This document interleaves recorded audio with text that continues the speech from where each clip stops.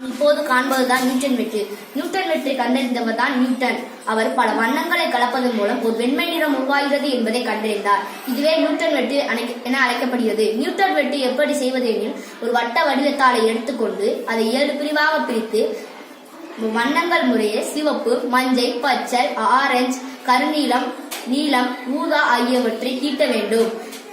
Newton வெட்டை சுற்றும் பொழுது நம் கண்ணின் ரெட்டினா வெண்மை நிறத்தை உணர்த்துகிறது.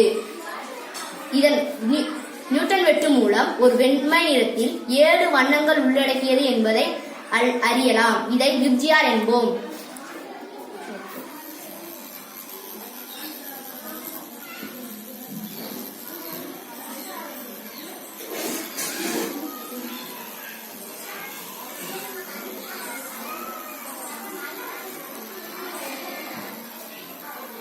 கிளாப் பண்ணலாமேடா.